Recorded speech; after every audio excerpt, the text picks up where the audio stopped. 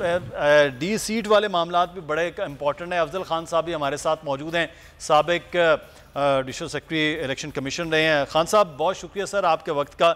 ये election commission के पास भी एक मामला है, कहा जा रहा था कि जब ये फैसला सुप्रीम कोर्ट ने कर दिया है तो फिर इलेक्शन कमीशन वो कोई भी फैसला देता है, डी सीट होते हैं नहीं होता, उसकी कोई कानूनी हैसियत भी उस तरह से नहीं रहेगी क्योंकि सुप्रीम कोर्ट का फैसला है, या जो इलेक्शन कमीशन के पास केस है वो अलग से मामलात होंगे सर?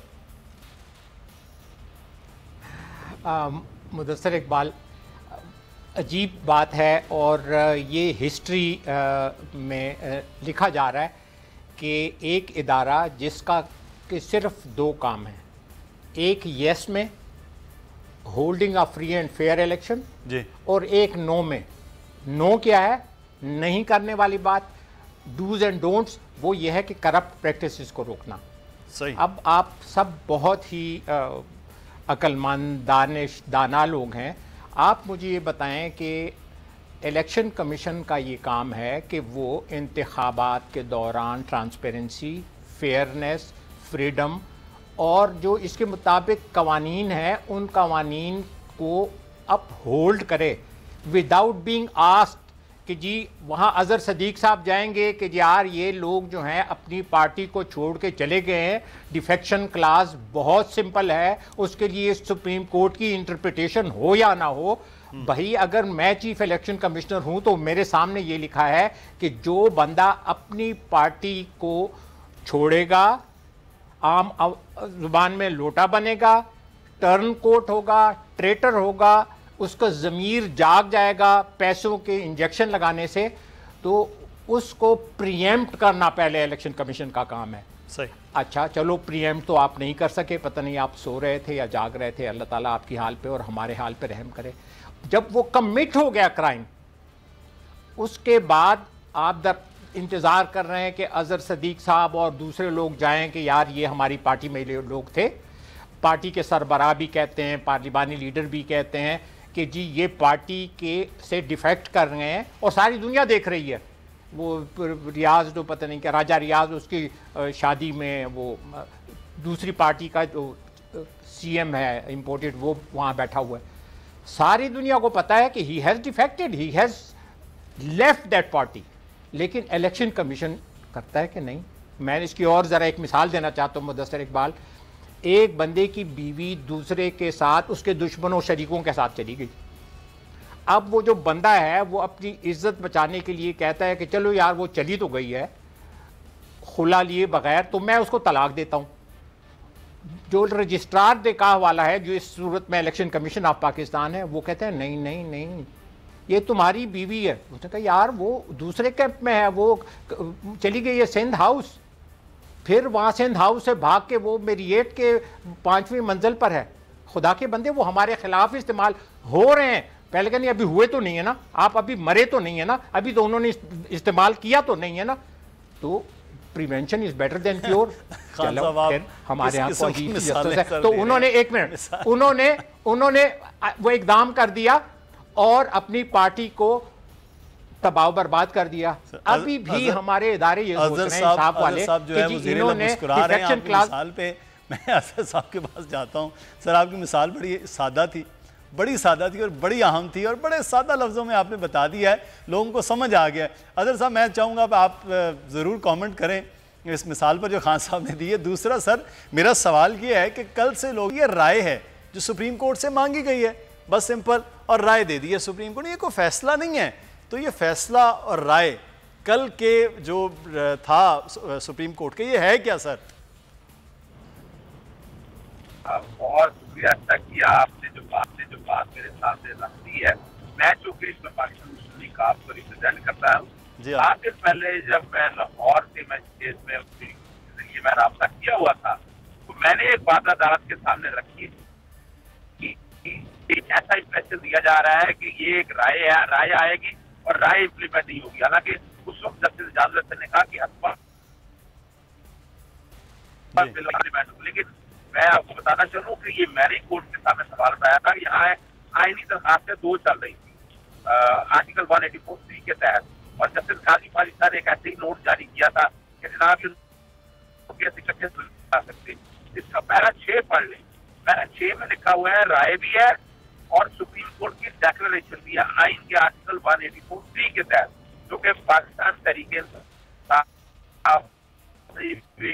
और इसमें सिर्फ इस हद तक नहीं है, आर्टिकल 187 के तहत इसकी पाबंदी है तमाम अदालतों और इलेक्शन कमीशन भी पाबंद है। इलेक्शन कमीशन अगर इस पर अमल दरामद नहीं करेगा तो उसके खिलाफ तौहीनी अदालत की कार्रवाई हो सकती है। आज मैंने बाकायदा ऑर्डर जो है उसके स्टाफ तक भिजवा दिया है, पहुंचा दिया है इसकी इम्प्लीमेंटेशन के कॉन्टेक्स्ट में। और ये यानी देखिए, दो बातें ध्यान में रख लें, पैरा तीसरा पढ़ लें। पैरे तीसरे में कह दिया है कि उसका वोट काउंट नहीं होगा, डिस्कार्ड हो जाएगा। यानी अगर वोट आप डालेंगे तो आपका वोट जो है वो डिस्कार्ड हो जाएगा, काउंट नहीं होगा।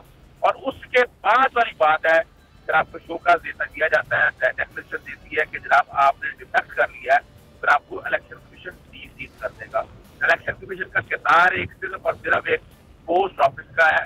हमारे यहाँ इलेक्शन कमीशन इससे ज्यादा किरदार अदा करने की कोशिश कर रहा है। तो मैं नहीं समझता जिस कॉन्टेक्स्ट में है वो क्वासाई जुडिशियल भी नहीं है, एक एडमिनिस्ट्रेटिव बॉडी है और उसका काम सिर्फ और सिर्फ ये देखें। बड़ी जबरदस्त बात है, सुप्रीम कोर्ट के सामने एक और बात है भाई कि ये इलेक्शन कमीशन में क्या बताया, तो वो इसमें लगे हुए हैं टेक्निकलिटीज।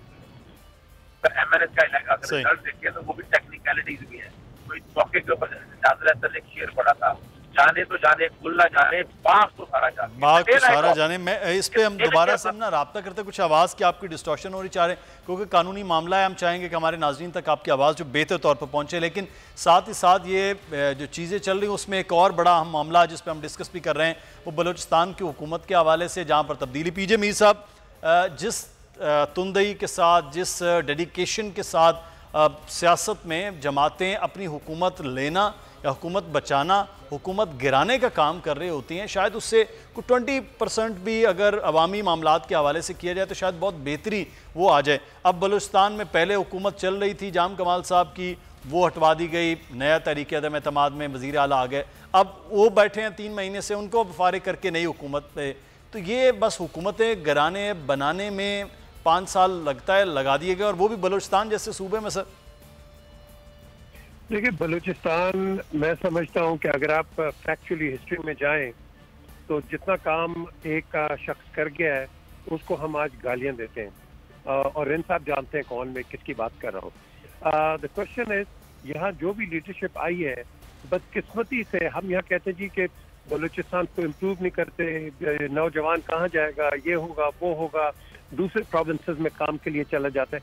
और भाई इंडस्ट्री लगाओ, it is the biggest area in Pakistan. आप वहाँ इंडस्ट्री, आपको क्या प्रॉब्लम है, क्यों नहीं इंडस्ट्री लगाते हो? गवादर आपके पास है, आपके पास सी पोर्ट है, एंड ऑफ कोर्स अभी आपका सी पैक चलेगा, ठीक है, it's at a stand still, but आपने पॉजिटिविटी पे देखना है ना, नेगेटिविटी पे तो नहीं देखना आपने। आप चलें। सो मैं समझता हूँ कि जब तक आप यहाँ इंडस्ट्री नहीं लगाएंगे, एजुकेशनल इंस्टीट्यूशंस नहीं खोलेंगे, आपके ये जो बैकवर्ड एरियाज के जो आपके जो ख्यालात हैं वो फिर gradually from a village into a city creep करना शुरू कर जाते हैं, और फिर आपकी जो सोसाइटी है कंटेमिनेट हो जाती है। इस चीज को हमने, और ये नहीं कि बलूचिस्तान में, it is in the frontier, it is in Punjab, it is in Sindh, it is all over. आप कहीं भी देख लो, कराची है एक वाहिद शहर है कि जिसमें हर प्रोविंस का बंदा आके काम करता है। क्यों? बिजनेस जॉब अपॉर्चुनिटीज है, क्यों? वहाँ एक एवेन्यू है, एक हब है, इंडस्ट्री है। हम ये इंडस्ट्री को अब थोड़ा सा शिफ्ट क्यों नहीं कर सकते हम? ये क्या वजह है? क्या पंजाब ही रह गया आपके लिए? क्या कराची सिंध रह गया है? फ्रंटियर रह गया? आपको बलूचिस्तान में आप क्यों नहीं तरक्की करते? ये बताएं मुझे, इसका जवाब कौन देगा? ये सिर्फ आते हैं कि जिस तरह अभी आपने कहा कि भाई कोशिश हो हम आ जाएं, आने के बाद दूसरा तैयार होता है आपको निकालने का।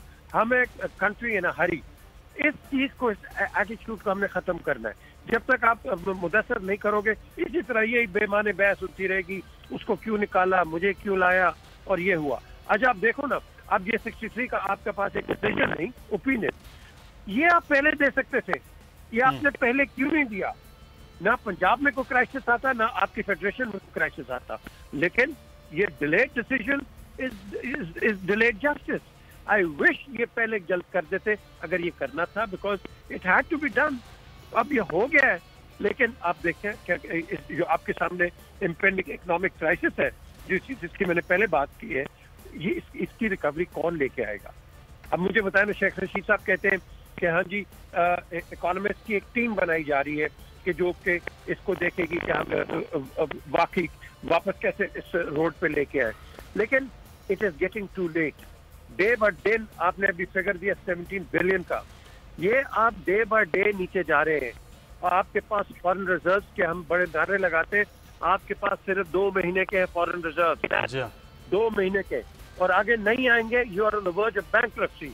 तो ये अब आपके पास टाइम नहीं है सोचने का, एक्शन का टाइम है, और इसमें सारी जमातों को बैठ के करना पड़ेगा। नहीं करोगे we will go down, we will not go down, but मैं आपको बता देता हूँ ये 190 दूर नहीं है, ये 190 फिर लागू हो जाएगा और फिर आप सब रोते रहोगे। सब्सक्राइब करें और बेल दबाएं ताकि कोई खबर रह न जाए।